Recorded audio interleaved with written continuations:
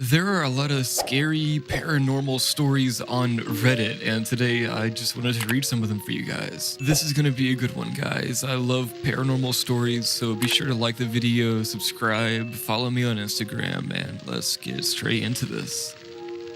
Creeper in the Woods.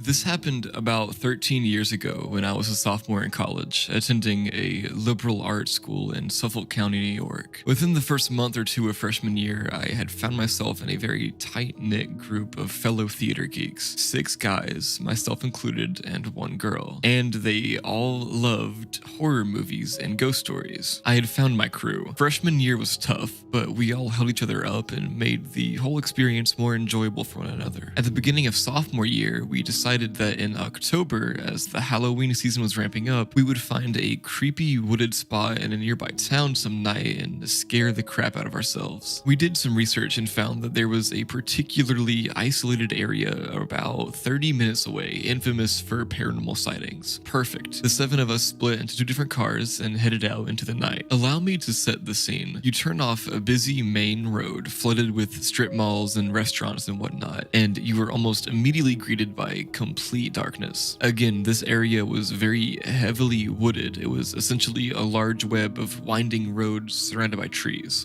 Very few street lights and very few houses. Without a GPS or a good sense of direction, one could easily get lost in there. We all made sure to have fully charged phones and flashlights just in case, but the goal was to keep driving until we collectively decided to pull over and go exploring. So, per the directions, we made a left off the main road, driving for 30 minutes or so in this dark network, picking directions at random, just getting intentionally lost. Our cars made a turn, and to our surprise, there was a huge log in front of us. We had reached a dead end of some kind, with nothing but trees beyond it. We all got out to see exactly what this was, stepped over a log, and noticed 2 narrow trails leading in different directions. This seemed like as good a time as any to grab our flashlights and do some amateur ghost hunting. We flipped a coin and set off on the trail to the right. The trail was so narrow that we had to walk single file to avoid getting whacked by branches. For whatever reason, I ended up in the back. I'm usually pretty rational and level-headed, but I have to say, the further we went in, the more I was overcome with an uneasy feeling. I kept hearing sounds deep in the woods, unable to shake the feeling that we were being watched. But I seemed to be the only one who heard these things, so I shrugged it off as my imagination. And in any case, the whole point of us being there was to get scared, not to mention the fact that we were 7 able-bodied college students. What would we come across that could take us down? We headed down this trail for about 20 minutes, and just when I thought it would never end, we came to a massive clearing. And I mean massive. It was a large open field of unkempt grass, comparable in scope to a golf course, but not nearly as well manicured. Trees surrounded the entire field, which was so large we could not see the end of it from where we were standing. I was thrilled to get out of that narrow trail, but I don't think any of us were expecting to find an area so vast. One of us looked to the right and said, "Hey, check that out." We all turned and there was an old, dilapidated house several hundred yards away. The house was completely dark with no cars or signs of anyone actually living there. We walked over and shined our flashlights at it, and sure enough, the windows and doors were all boarded up. I managed to peer between the boards in one of the windows, and what I could see was an old white couch covered in plastic, but an otherwise empty room. Whoever used to live there, they were long gone. Because there was no way in, and because we all felt sufficiently creeped out by the house anyway, we decided to walk closer to the trail we had come in from, have a seat in the field, and figure out where to go next. We walked towards the narrow trail, but before we could sit, my friend Mark stopped what he was doing. His expression dropped, and he pointed. We all turned, and on a very far side of the field, directly across from where we had come in, we could see someone tall, lanky, and pale dancing among the trees. And by dancing, I mean it was skipping around, grabbing a tree, swinging around it, and then doing the same to another tree. Basically a do-si-do. The moon was so bright and the woods so dark that it actually took a moment for us to understand what we were looking at. Jay, the 6'4" skeptic of the group,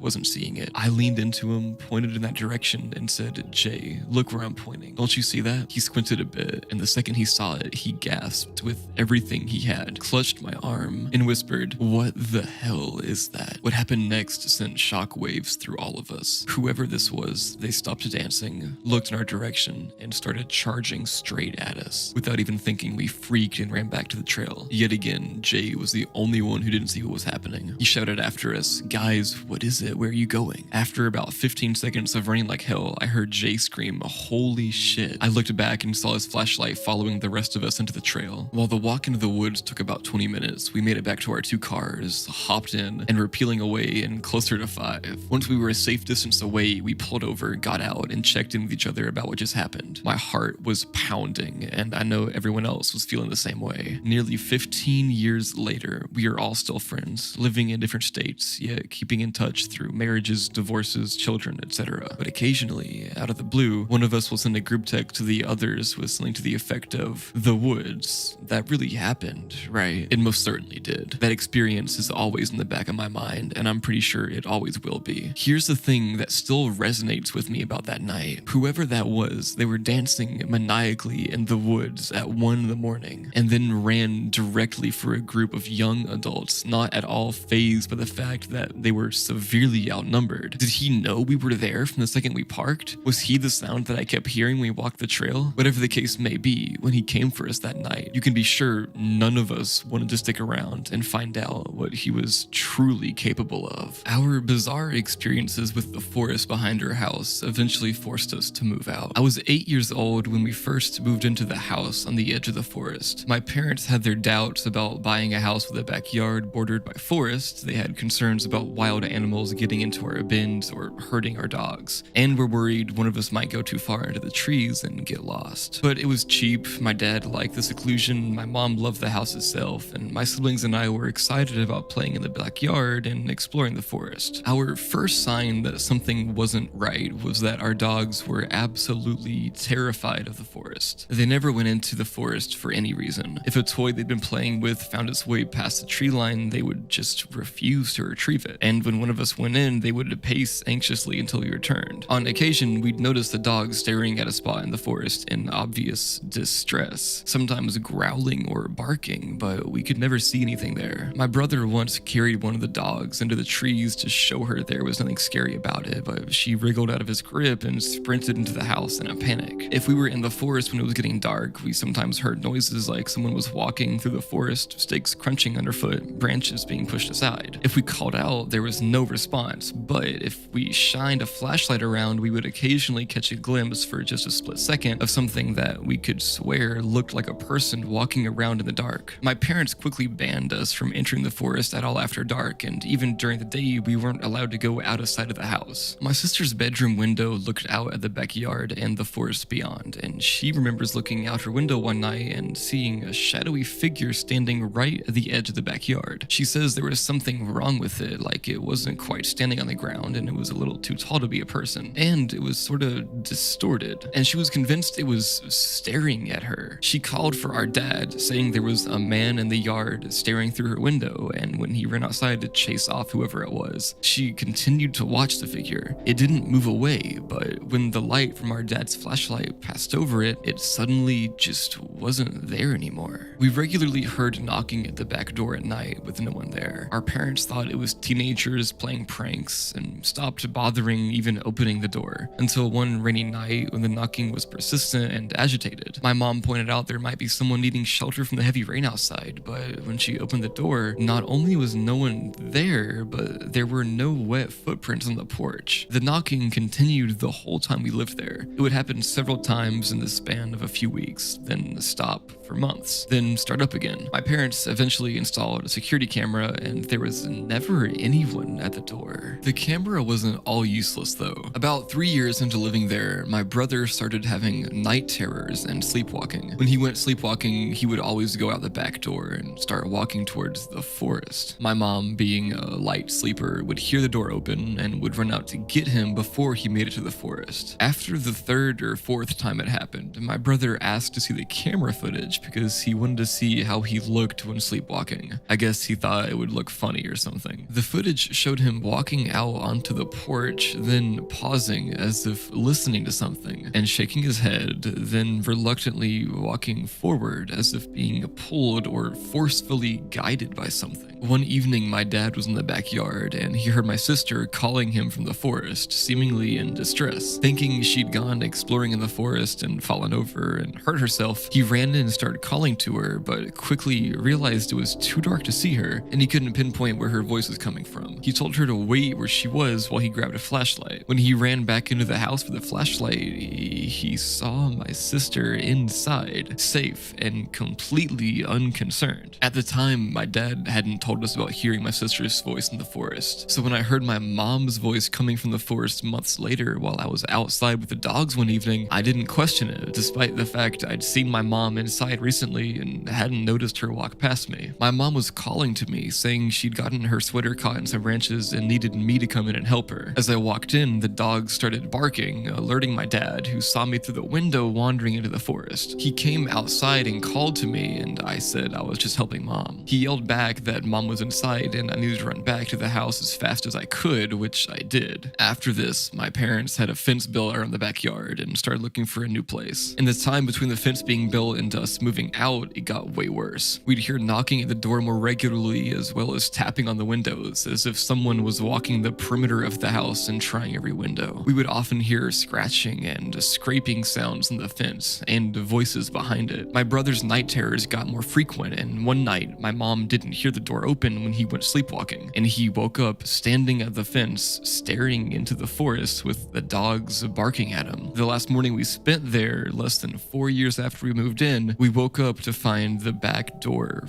fully open, and the security camera footage showed it slowly swing open on its own. Since moving out, my brother's sleepwalking has stopped, though he still gets night terrors and he suffers from pretty severe anxiety. A few nights ago, he called me out of the blue, and after a bit of small talk, he asked me if I think the door being open that final night means whatever was out there finally got in. He was trying to make light of it, saying he was getting into the spirit of Halloween, joking about how maybe we should all get exercise just in case something latched onto us all those years ago. But I think he's deeply bothered by something that happened. I know I still am a little. I still get nervous around dark wooded areas. I don't know what I think was out there in the forest behind our house at night, but I get the feeling that given the chance, it would have swallowed us whole. Traumatizing night shift. True story. This is probably the creepiest, most unexplainable thing that has ever happened to me. I used to work overnight as a security guard at the local port. Usually, none of the port workers would stay overnight except for the safety official. I wouldn't be on the shift alone since the site has a radius of nearly 2 miles. Overnight, usually there would be 3 guards, including me. Since the area was fairly big,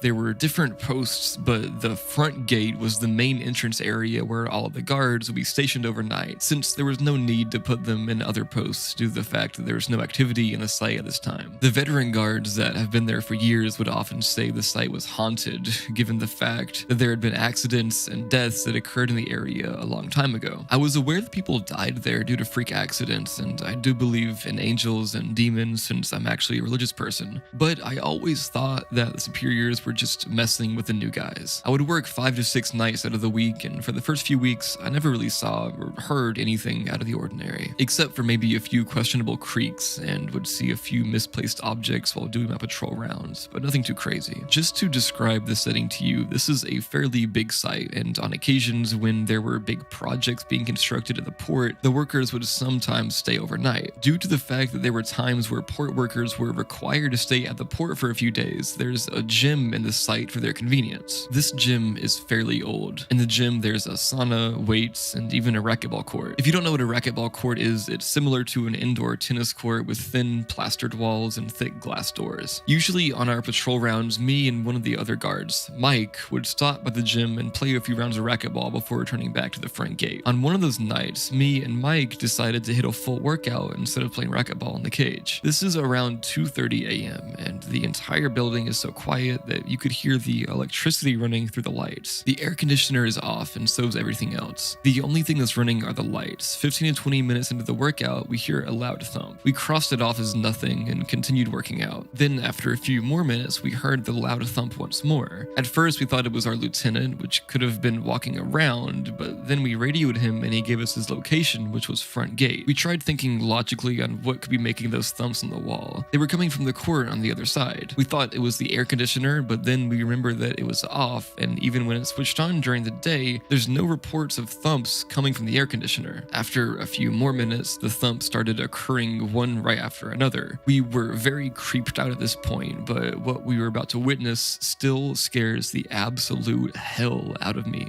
till this day. We started to approach the other side of the gym where the glass door was.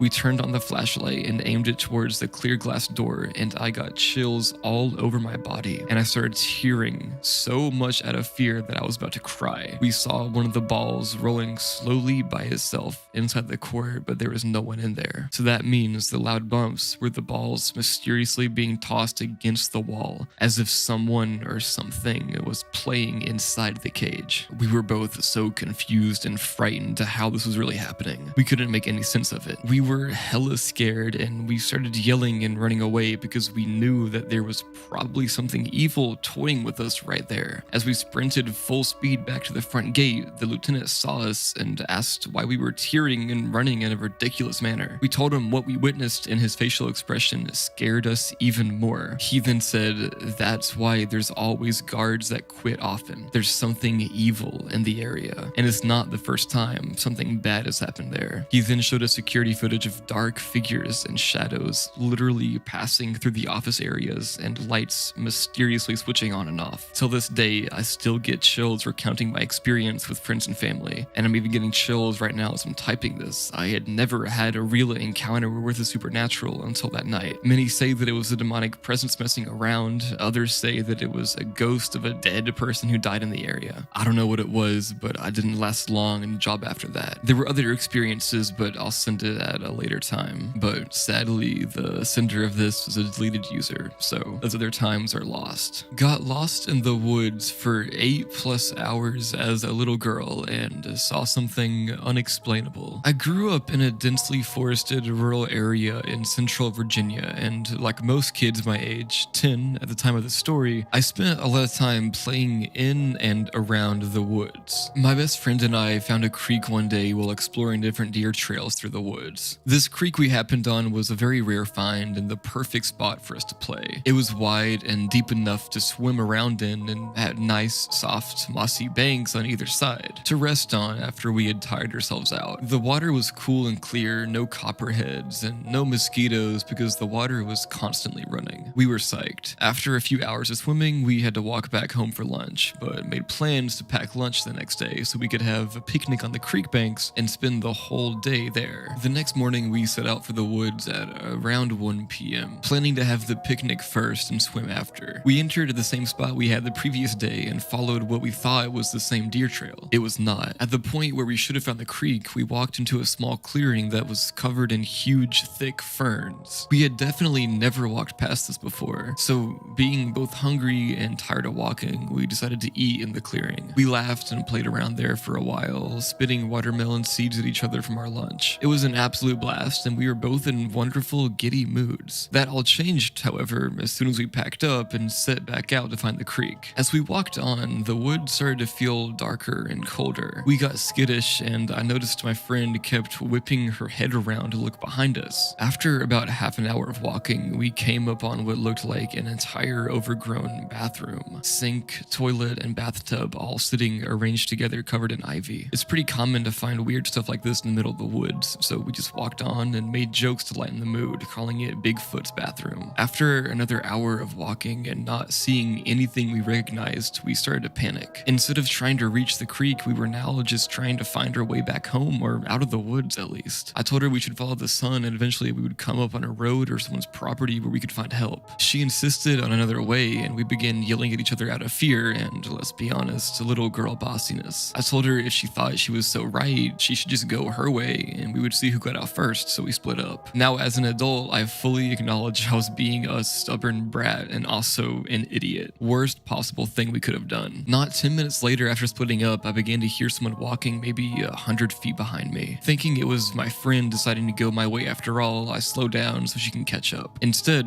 whatever it was matched my pace. I slow down, it slows down. I stop, it stops. This went on for hours. The whole time I was going back and forth on whether or not it was in my head or or if there was something really following me. I picked up a big stick, swung it a few times to make sure it was sturdy if I had to hit someone, and trucked on. As it began to get dark, I came upon something that made my heart sink into my stomach. It was Bigfoot's bathroom. I had just walked in a huge circle for hours, despite being 100% sure I was following the setting sun west the entire time. Confused and frustrated, I sat down on a log and just screamed my little heart out while smacking my whoop-ass stick repeatedly into the ground. As I tried to collect myself, I heard the footsteps again walking up on behind me. I called out my friend's name as loud as I could. No answer. Then, after a short pause, the steps began to run towards me. I jumped up and booked it as fast as I could in the opposite direction. Now, this is the truly horrifying part, which I typically omit when telling people this story. As I was sprinting through the darkening woods, I began to hear what I thought were church bells. I looked up to see the darkest, deepest cloud I have ever seen in my life. In the middle, it was so black it was like looking into the night sky, and the dark gray around it seemed to be swirling. It gave me a horrible feeling to look at, almost like the nausea you get when looking through binoculars for too long. What sickened me further is that I realized the sound of the bells was coming through the hole in the cloud. They were deafeningly loud,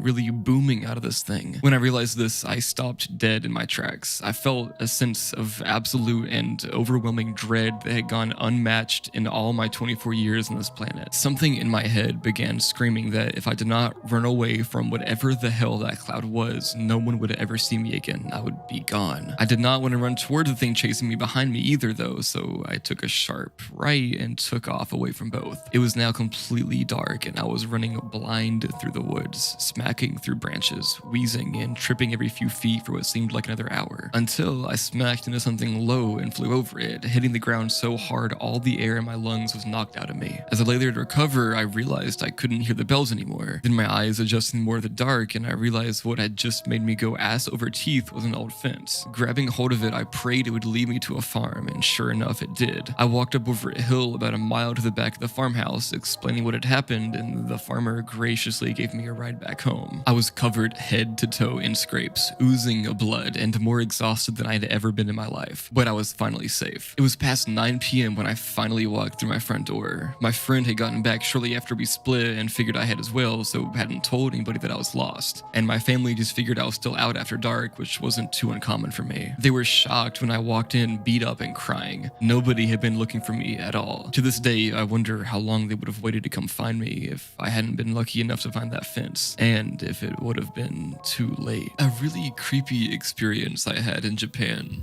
A little background on me for context. I grew up as a biracial military brat and spent the better part of 2 decades growing up in Japan. Having spent years growing up in Japan and in the US, I can confidently say that there is something different when it comes to talk of paranormal or strange experiences. I imagine that many on the subreddit may be familiar with how popular spooky Asian stories have come in the last 20 years or so. So read on to hear about some of the strangest occurrences I have encountered. During my late teens to my early 20s, my social circle and I had a naive obsession with exploring places in Japan known for paranormal activities, urban legends, and investigating creepy areas. This was prior to advent of reality television really blowing up like ghost hunting shows. In Japan, shows like this would broadcast regularly in the summer, like October is the witching season for Western culture, the month of August is for Japan. This was our motivation for partaking these excursions. So here's my story. As a military brat who grew up in Japan while attending on a US military installation, I graduated in the early 2000s. Following graduation, most of my graduating class moved back to the US to pursue college or start their adult lives. Most would leave and never return to Japan. My parent is Japanese, so I had every reason to return. It was December, and I had just returned home to Japan after my fall semester at college. To my relief, a couple of my friends chose to remain in Japan after high school, so I had friends to hang out with while home on vacation. One evening, I'm out joyriding with my buddies. We had nowhere important to be and driving around just aimlessly. Occasionally, we stopped by like popular hangout spots for young adults, hoping to meet some cute Japanese girls to flirt with, as how else would a couple of 19-year-old dudes want to spend an evening? My friend, which I will call Jay, had a 90s Nissan Silvia, aka 240SX, outside of Japan for you car folks, and he was obsessed with drifting. Truth be told, he was not good at it. That evening, he suggested we take off to Asamiso Park near our hometown of Sagamihara, as this large large public park had many parking lots peppered throughout its grounds. The lots were prime locations for him to practice whipping his car around while not causing damage or fender benders. Without hesitation, we all agree and head that direction. About 20 minutes later, we're passing the main entrance to Asamiso. During the day, this is a pleasant public park that many people recreate at. Japan, in comparison to other countries, is a very relatively safe country. This park was no exception to that notion. However, it did have some unfortunate events happen there. I'll elaborate on this later. After driving into the park for about 7 minutes, we reached the first parking lot. It was around 10 o'clock at night. We pull in and park. I hopped out of the car and pulled out a fresh pack of cigarettes and lit one up. The evening was brisk. I gazed around, letting my night vision calibrate as the lights far off in the distance twinkled. My other friend with us, R, also lit up a cigarette, and we proceeded to have a conversation about whether Jay would be able to even get his car sideways. Jay pulls out and begins to whip his car on the parking lot. As Jay's car spun counterclockwise, the wailing of his tires attempting to grip the asphalt broke silence in the evening. Even now, I can close my eyes and still remember the smell of burning rubber. Adjacent to the parking lot was a tree line that led into some thick brush and wooded area. The park was known for its green belt scattered throughout it. I remember looking over my shoulder a few times that evening because I had this feeling that we were being watched from the woods. But each time I scanned the tree line, I saw nothing out of the ordinary. What happened next would cause me to jump so hard that I laugh even now when thinking about it. The cell phone in my right pocket starts ringing and vibrating, and I jumped with affright. The fact that light paranoia had set in from watching tree lines did not help with the anxiety experienced from this unexpected phone call. As I was attending college in the States and only back on vacation, I no longer had a cell phone in Japan. In fact, my younger sister had lent her phone to me so that I could be reached if necessary. I pulled the phone out thinking that she or my mother was calling for something, as none of my friends even had this number. I looked down at the green backlit LCD screen and saw displayed in Japanese was a restricted number. I thought it was strange, but figured maybe my sister was calling from a public phone. Yeah, those were still a thing back then. I answered the phone and said moshi moshi. That's how you answer a phone in Japanese. And there was nothing but silence for a response. I remembered hearing a bit of static, and then finally I heard the voice of a Japanese girl. My immediate thoughts were this must be a friend of my sister, and so I explained that I'm her brother and borrowing her phone for the evening. If she needed to get a hold of my sister, she could ring the house. She apologized and I reassured her that no harm had been done, and then promptly ended the phone call. I placed the cell phone back in my pocket and focused back to the ruckus of noise coming from Jay's car. It must have not been 10 minutes later, the cell phone in my pocket began ringing again. This time I was sure that it had to be my sister or my mother. Earlier that day, I left home and did not say where I was going or when I planned on being back. It wasn't uncommon for my mother or sister to call and ask if I'd eaten dinner or if she should have food out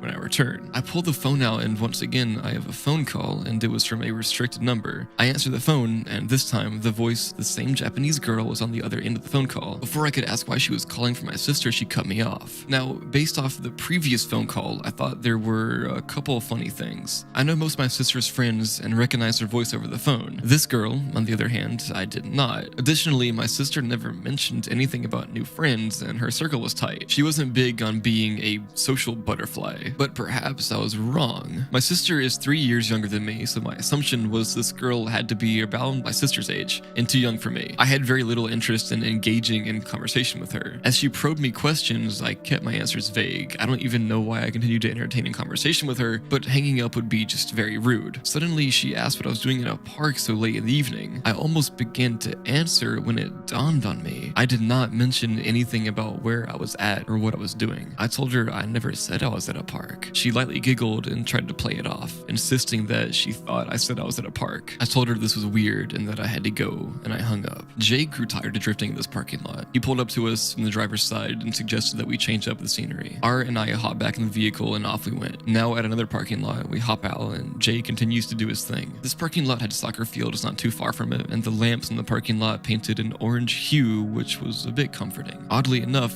the feeling of being watched returned to me. I swung around to my right and stared at the empty field on the other side of the parking lot fence. There was nothing. At this point, Jay parks his car and shuts it off. Now, silence and a thin film of burnt rubber veiled the parking lot. R starts asking what was up with the phone calls. I begin to explain to Jay and R what happened. They both agreed that it was a little strange, but speculated that maybe my sister mentioned to her friends that her older brother is back in town. Jay proceeds to tease me that I should start talking to the chick, but I protest because I have no interest. Suddenly, my phone rings again. Same deal, restricted phone number and same girl. This time she sounds a bit more aggressive. How come you left? What was wrong with the last spot? I asked her what she meant. She then says, you left the last parking lot you were just at. I remember the hairs standing up on the back of my neck. I made it a point to be vague and never mentioned what I was doing or where I was at. Yet, somehow, this girl knew what I was doing and knew that we had left the first parking lot. Something didn't feel right, so I hung up on her. A moment later, and my phone is blowing up. I answer again, this time irate. What do you want? There's silence, and then I hear a light static. In a sort of hushed manner, I hear her voice. I'm at the field. I see you. I spin around and face the field looking for any sign of a person. I remember my heart racing a bit as I fumble to figure out what exactly is going on. What do you mean you see me at the field? I asked. She tells me that she sees me standing with my friends wearing my gray jacket and my buddy's car. She tells me that she's coming over to us and wants to hang out. The line goes dead. I look at both J and R and give the rundown on what she said. They both had weird looks on their faces, and I know them well enough to know when they're lying or pulling my leg. They both look clueless. My phone rings again. Hey, I almost there. Will you wait for me? The girl asks. Huh? No, what is going on here? Why do you keep asking me questions? How do you know where I'm at? Just who are you anyway? I know all my sister's friends and I don't recognize your voice, I exclaimed. I never said I knew your sister, she replied in another hushed manner. At this point, I was like,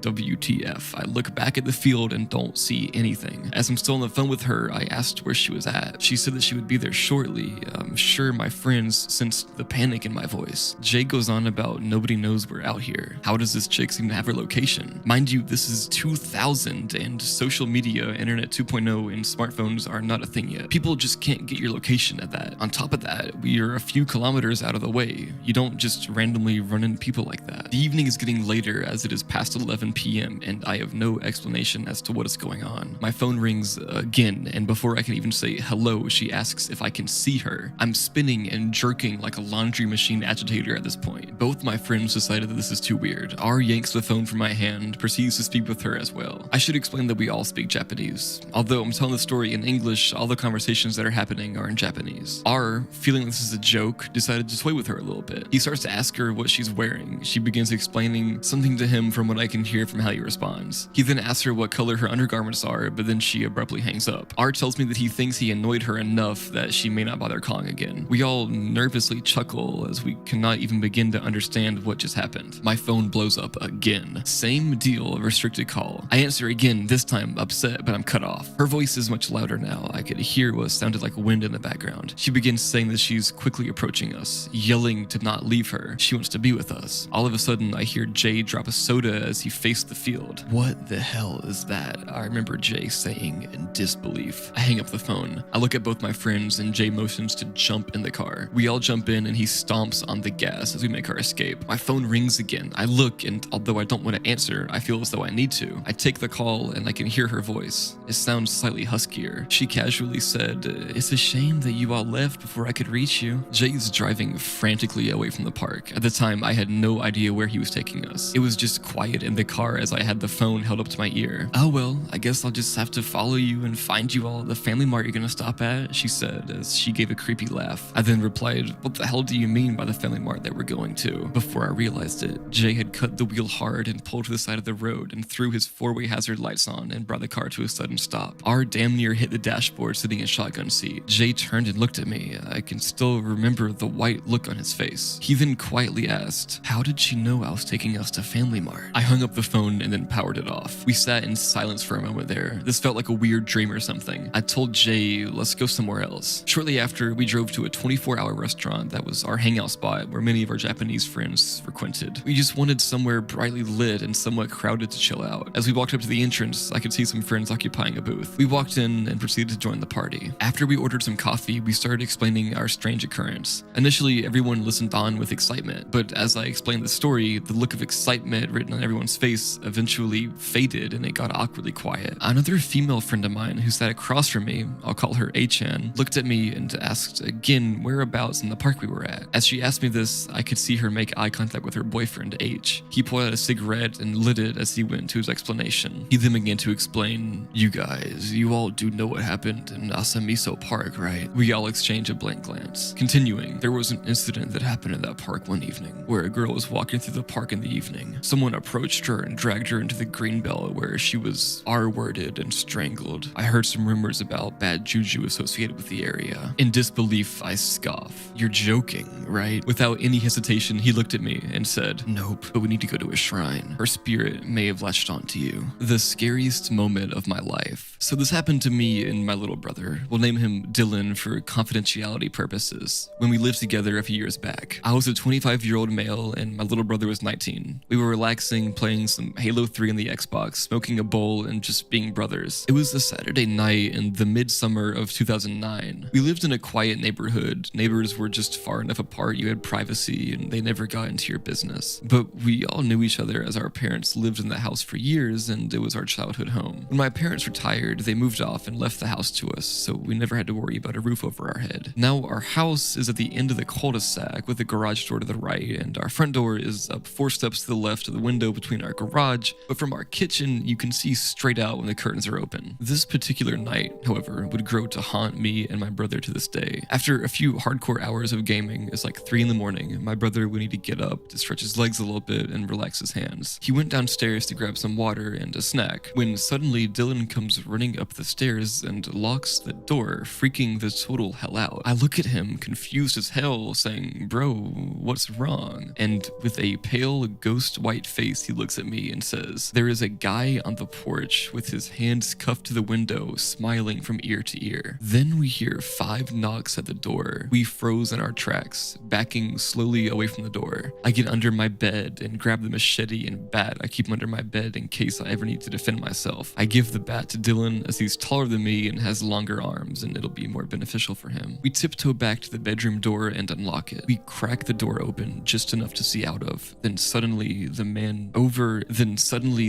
knocks over and over and over again, and before you know it, he had knocked at least 30 times and then it just stopped. I told Dylan to grab my cell phone and dial 911. He did, and dispatch sent officers our way immediately. Well, on the phone, the man went around back of our house because we heard screaming coming from the backyard. The man was there, just looking at a bedroom window with that creepy smile. We just stayed out of the line of his sight, just peeking from the corners. Suddenly, the man takes off in full sprint and threw himself into our back door. We scream, oh my god, he's trying to break into our back door, to the dispatch officer. She tells Eunice to step it up as he's trying to make entry. We hear the sirens closing in faster and faster as the man continues to bash himself into our door. On the 3rd bash, we hear the door crash open. We stay as quiet as possible, listening to things in the kitchen being smashed to hell and the man yelling, come out, wherever you are. I whisper to dispatch that he's downstairs in the kitchen, and she tells officers he's made entry, and one unit said he was close. We ready our bat and machete as we hear footsteps creaking up the stairs. Then blue lights can be seen illuminating the house as we hear, police, come out with your hands up and make your presence known. The man books it down the stairs and gets tackled by an officer and handcuffed after a bit of struggle. We came out when the officers cleared the house and made sure it was safe. The man was high on meth, just looking to rob us to get another quick fix. We're so thankful that the officer arrived when he did. We thanked him the moment he left. He still came by from time to time to check on us and even played video games with us a few times. I still get nightmares about that creepy smile, and to whoever you are, creepy smile man, I hope we never meet again. That is not a little boy. Hardly anyone knows it, but Windfall, Indiana exists. It exists in such a way that when you're there, you feel like you're in a completely separate world. No shops, no restaurants, no anything. Just a gas station, a bar, a post office, and some dirt roads. It has an energy to it. Like you can feel a thickness in the air that offsets your intuition. It makes a human being's natural senses spike, like an animal who knows a predator is nearby. At least that's how I personally feel about it. The entire place is off-putting. The people aren't much better either. I was only 13 when we moved there. My older sister was 16 and my younger one was 12. Both of them did considerably better than I did socially at school, and I was often left by myself at our new home. Mom was working quite a bit and often stayed after hours. She said it was because we needed the money, and I'm positive we did, but I think it was more so to keep her mind off the divorce. The new house was small, a 3-bed, 1-bath with a dining room and a living room. We had a fenced-in backyard and a muddy lawn with an old tree sagging over it. It was the dead of winter, and as a 13-year-old girl going through her first of many depressive episodes to come, I submerged myself into the internet. I came home every day to an empty house, made myself a snack, and planted myself on the couch to get lost in a YouTube rabbit hole until my eyes hurt. We'd only lived in the house for a couple weeks, but I was beginning to adjust to a new life. Sure, I didn't like Windfall, but I wasn't afraid of our house. School was miserable, but I cherished time to myself. I felt as if I was getting a small taste of the adult life 13-year-old me was so eager to have. I wasn't scared to be alone until I caught sight of him. Sometimes in my YouTube crusade, I'd get distracted by the TV and my laptop screen would fall asleep. I'd look down and jiggle my mouse and get back to it. But this time there was a small shape standing behind me in the doorway of my mom's bedroom. Just a short apparition with noticeably spiked hair. He didn't move, but the hair on the back of my neck stood up straight and my skin began to break out in goosebumps. As quick as he appeared, he was gone. I hadn't turned to face him, but I knew in my heart it had to be a little boy. I wasn't afraid of him. The house was old and I felt that maybe he was just curious. I didn't get the feeling that he was bad or that maybe I should fear him. He just surprised me was all. It became normal to see him. Most times he was just in the reflection of my screen. Other times I'd look up and see him leaning against the doorway of my dining room. He was never in color, only a black shadow that faded away as soon as I blinked. I didn't want to tell my sisters and my mom. I'd been getting horribly bullied at school nearly every day, and I felt if I were to say something, they'd make fun of me or simply call me crazy. I didn't want them to think I couldn't handle being alone. Either way,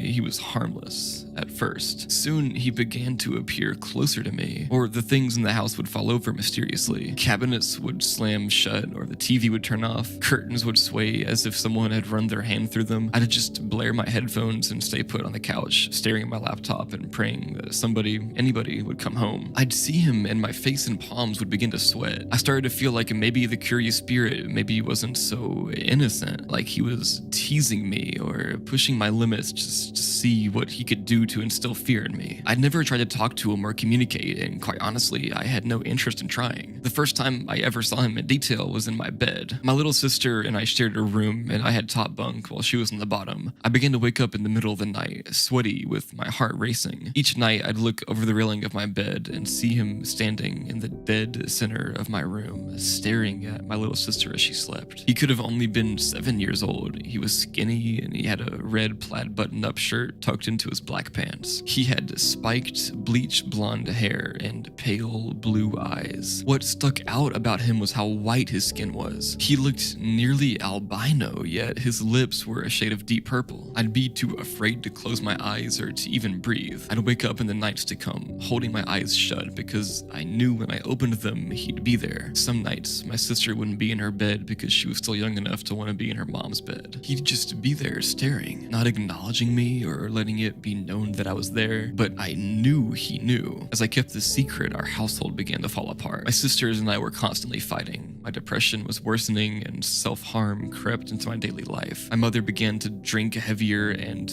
in fits of rage or sadness, she'd say things she didn't mean. She had changed into a person filled with anger when she'd once been so loving and sweet. My family began to feel like strangers to me. This led to even more time in the house on my own, as my sisters used their friends' houses as an escape. I had made no friends in my new school, so the only thing I could do to get away was take walks to the gas station or to play with the dog the next door neighbors kept chained outside to a tree. Every time I'd see the little boy, I'd stop what I was doing and go sit with that dog. I'd stay put there for a few hours until someone came home. Things hit their peak when it became time for me to bathe. I loved baths, but for some reason, when I took baths at this house, I felt nothing but anxiety. My chest would tighten and burn when I'd lay back to wash my hair, and I'd feel like I couldn't bring myself back up. I'd scream for my mother because I often felt paralyzed with fear. Even just looking at the bathtub gave me an uneasy feeling and sent my heartbeat banging through my ears. Eventually, my anxiety of baths evolved into a full-fledged fear of water. Swimming pools, baths, lakes, it's all ruined for me. When I think back on it, it never felt as if the house had a happiness to it. Only darkness and that same energy that Windfall emitted so strongly. I was overcome with relief when Mom let us know that she and my stepdad had worked things out and we'd be moving back home. I couldn't have gotten out of that house fast enough. The only thing I didn't want to leave behind was the neighbor's dog.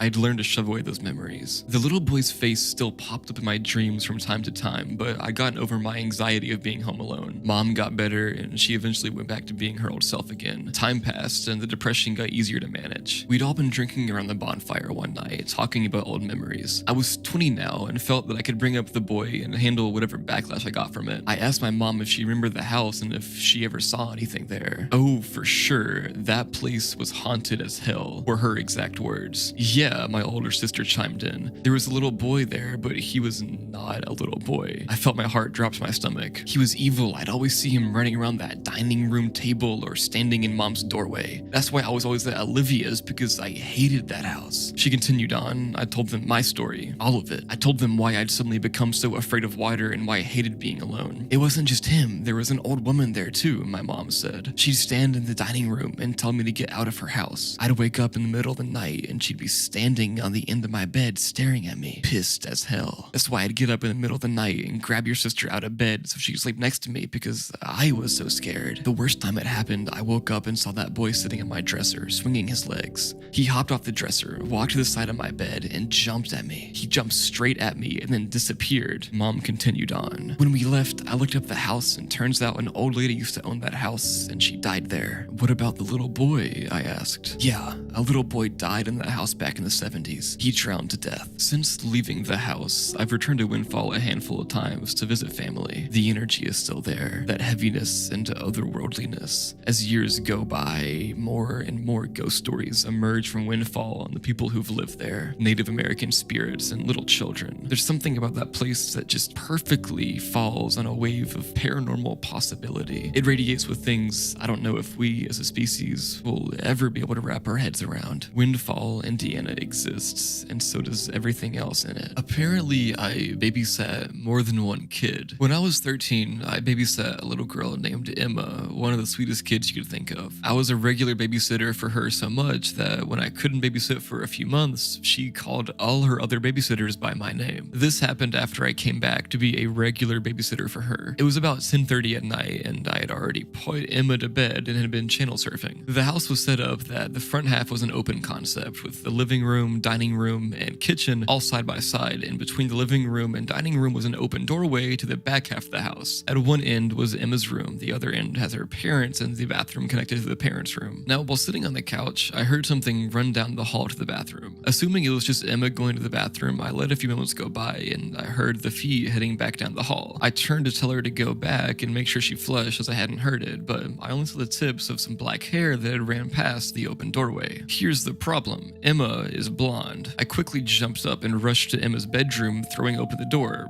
her nightlight bright enough to make her out as she sat up and looked at me, rubbing her eyes in confusion. I asked her if she went to the bathroom. When she just shook her head, I did a once-over of her room, checking under her bed and a quick peek in her closet. I didn't find anything, and I just told Emma I was double-checking for monsters. I tucked Emma in, saying goodnight as I headed out of her room, again leaving it slightly open. I began to walk away, but stopped when I heard Emma speak. Thinking she was going to ask me something, I turned to listen, only to hear, "You should have said something. Don't scare her. I really like her." I didn't say anything to the mom about it, and I continued to babysit Emma until she moved away. I always made an effort after that to include the being. If Emma was drawing, an extra spot was set up. It seemed to make Emma happy, and nothing ever startled me again. A ghost wanted to be my husband. I was a single mom at 30 to a beautiful baby boy, and I moved after the first 2 months into an apartment from my parents' house. I was so excited to finally have my own space again. I became pregnant expectantly after returning home from a trip where I was working overseas and decided to stay in Canada, where I had good healthcare and support, rather than continue with my plans to go overseas. My new apartment was a great fit for us, and we had no issues the first month or so. A short while into the second month, I started getting a weird feeling that I was being watched, but I was also sleep deprived and exhausted, so I just wrote it off to being tired. One day, I was in my room with the baby monitor on, folding laundry while my kid slept in his room down the hallway. I heard him interacting and giggling, and then I heard a little girl laughing and singing to him. I got up and went to his room, and he was happy and awake and alone. So a bit strange, I just thought I was hearing things. This happened again about 2 weeks later, but this time instead of a girl, I heard a man's voice talking to him on the baby monitor and him crying. I ran in there quickly and again looked around. He was easily comforted after a snuggle, but little hairs were rising up on my neck. Later on, about a few weeks to a month,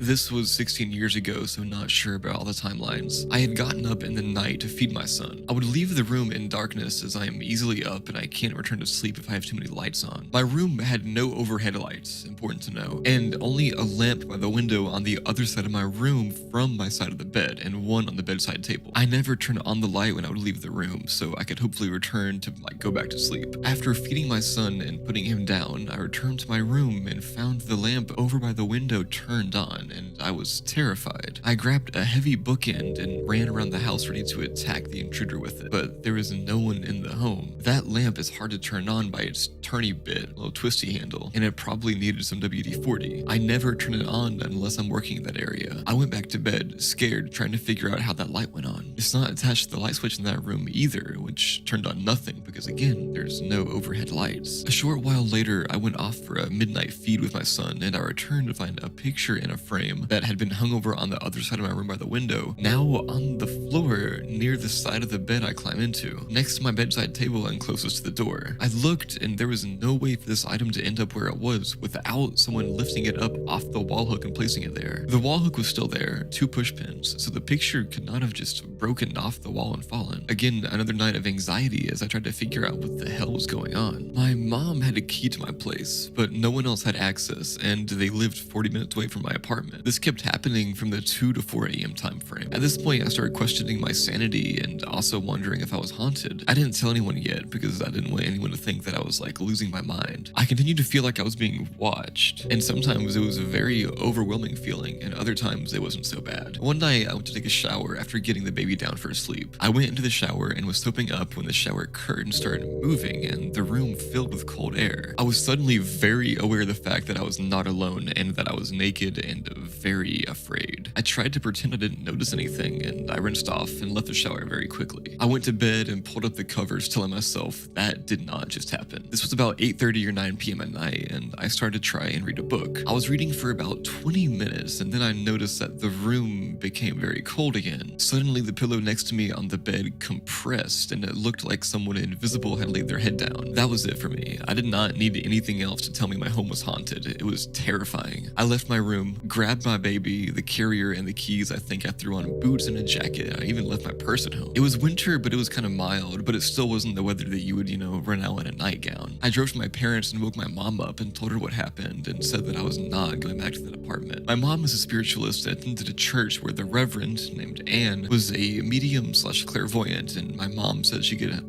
pretty much help me. She gave me the phone number and I called the next day. When I called her, I was so awkward and said something like, I have a ghost and I think I need some help. Anne said back, actually you have 3. There's an old woman who sits in the corner and doesn't speak, a grandmother, a little girl who is quite young, and a young man. I am concerned about the young man. I was not a spiritualist at the time, and I wasn't 100% sold on ghosts, although I had seen and heard things I couldn't explain in the past. But what she said about the little girl was backed up by the voice of her in the baby monitor, and I decided to trust her as I needed help. We arranged for her to come the next day with another medium and clear the man out. Before you ask, I had never mentioned this to my mom until that night when I came into her house, and I called Anne first thing the next day, and my mom had not been advised to her about anything. Anne knew on the phone exactly what was going on without me even being at home or her being present in the space. She asked me if I wanted to stay in the house while she did it or go out. I said I wanted to stay, but not in the same room. I left the baby at my parents and went home to the house and was immediately uncomfortable, like I was being watched. Anne arrived with her friend and they walked through the house. I stayed in my room and suddenly I felt happier, like something shifted. I walked into the living room and the reverend told me what had happened. She said that the spirit that was there was a young man who died young before he got to have a family of his own, and when he noticed me alone with a baby, he started to play house with us, pretending that we were his family. She explained to him that he needed to leave and he was unwanted. He left with no argument, and she said I was living in an apartment that many people have lived in before, and there was a higher likelihood of different energies coming into my space. She suggested salt rock lamps throughout my house, which I still have and use, and to ask for protection when I sleep, visualizing a blanket or a sleeping bag of white light to surround me. I never had another ghostly home invader that was not welcome, and it was the first time I knew for certain that ghosts were real and that they had their own motivations for doing things. I look back now and I'm no longer afraid of spirits, except demonic things, and I ensure that I steer clear of anything that would promote anything unnatural, like Ouija boards. My son is 16 and doesn't remember any of this, but it's burned in my memory as one of the scariest times in my life. When I hear other people's ghost stories, I do feel for them, as it brings me back to this time when I felt so at a loss of control. The Reverend did not ask for anything in return for cleansing my house, although later I found out that my mom made a small donation in my name to the church. church. Church was run as a non-profit, and the mediums taught and did clearing for no profit and only to help and educate. I've witnessed some unethical people trying to use fear to profit, and this was not the case in my story. I am grateful to my mom who told me to call, and the 2 Ghostbusters who came and acted as a spiritual bouncer for me. I used to work night shifts until this. It's spooky season, which always gets me talking with buddies about the creepy things we've been through. I almost never touch on this story though, because it's not one of those classic scary stories everyone likes to share around a few beers. I used to work night shifts at this large manufacturing facility. Night shift was a very small crew. 5 security, 5 of us running admin and packing. As admin staff, I sat with security as they'd switch between patrolling and monitoring the cameras. It was usually pretty silent and boring. Now, I'm not sure how the building got its haunted story. No one besides us ever wanted to work night because of the rumors. None of us had ever had any experiences. No one died there, no crazy accidents. It wasn't destroyed and rebuilt. It was peaceful and uneventful. But stories always spread, as they tend to do with big, dark, creepy spaces. And it was creepy. It's surrounded with woods, circled with fencing, mostly empty at night, which made it feel incredibly imposing and creepy. Creepy motion-activated lights inside and out, sounds carried and echoed, but still, none of us ever had any experiences there until this. It was around Halloween, maybe a week or 2 before it. I was halfway into my shift, making it my lunch hour. It was chilly, and I went to my car to grab my bigger jacket and have a smoke break. I was right outside the back door, which the fencing runs closest to. It's maybe 10 yards off the back doors. The only light is motion activated, and I had to keep making grand arm movements to keep it on. It's all grass and shadows up to the fence, and the light doesn't really hit that far. I was watching videos on my phone, and the light cut out. I sat in the dark a bit, sipping my coffee and finishing my cigarette. As I was finishing, I reached up, waved a bit to activate the light to find the ashtray. But as the light flickered on, I heard a noise at the fence across from me. We do get some animals out there, and they could be startled. It was all explained in my head instantly. But as I stood up, I heard the fence keep slightly jingling. When I looked up, I didn't see much. The light didn't illuminate much outside its circle on the ground. I don't know why, but my first thought was to say, hello? When I did, the sound stopped for a moment. I squinted into the darkness, trying to adjust. The light went out. There in the darkness, the moon had a little more effect lighting up the area. The fence started lightly jingling again, really lightly. As my eyes adjusted better, I saw movement. It looked like a person opposite me at the fence, fidgeting with the links. I thought this must be a kid trying to spook us. Maybe they were gonna break in and ghost hunt. Some high school kids have before without knowing the building never closed, and we were usually pretty cool with them poking around as long as they didn't touch anything and made it fast, so they could run and tell their friends they lived through it. But that wasn't really common, and this was just one person, so it really felt off. I radioed in with my walkie to desk security. Hey, we have a visitor by north door behind the fence. I've seen the monitors of camera feed, and I know this area is totally covered. They'd be able to see the fence clearly. My walkie beeped back, and the voice said, we aren't reading any movement at the fence. Is it in the tree line? I said, negative. They're fiddling with the fence right in front of me. This all happened in the span of a few seconds. My cigarette butt was still in my hands, and I just barely swallowed my last sip of coffee. They didn't even have the chance to reply to me when from the fence I heard this massively louder thrash of the lynx, and all I saw was this figure full-on sprinting at me. I made a terribly embarrassing choking noise and crushed my coffee cup against the knob, trying to rush myself in. The fence is so close, it's not going to take more than a few bounds to reach me. I pushed myself in so hard and held the knob in place, trying to figure the deadbolt into place. The knob was flicking down hard against my hold. I could hear and feel something moving against the opposite side of the door. I radioed back, get down here now, but I already heard steps coming my way. The knob stopped moving by the time they got there. It was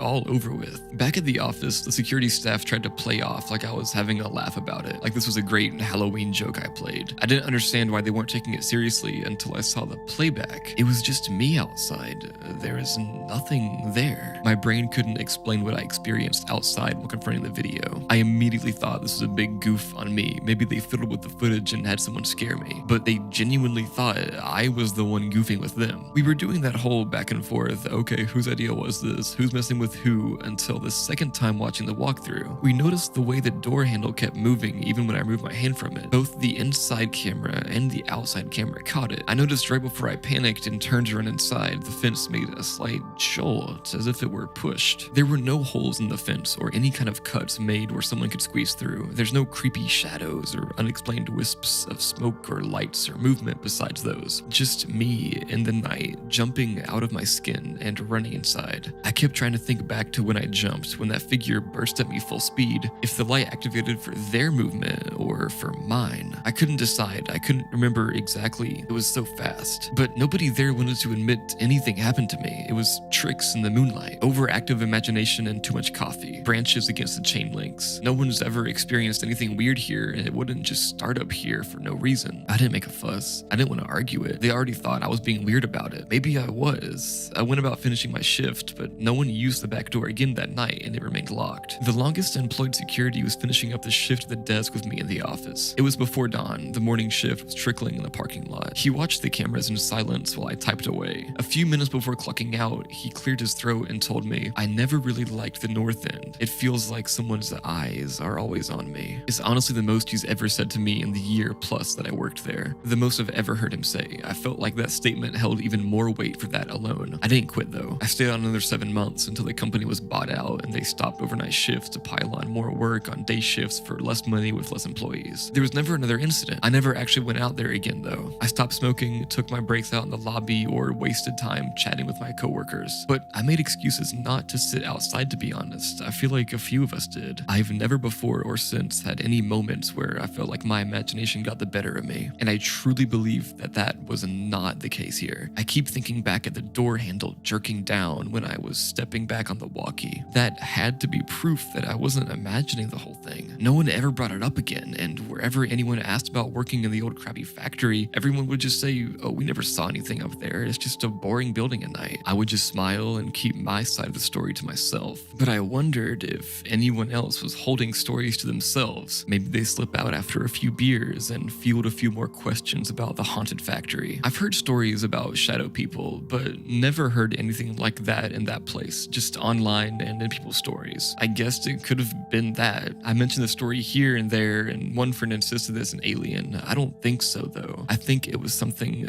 not human.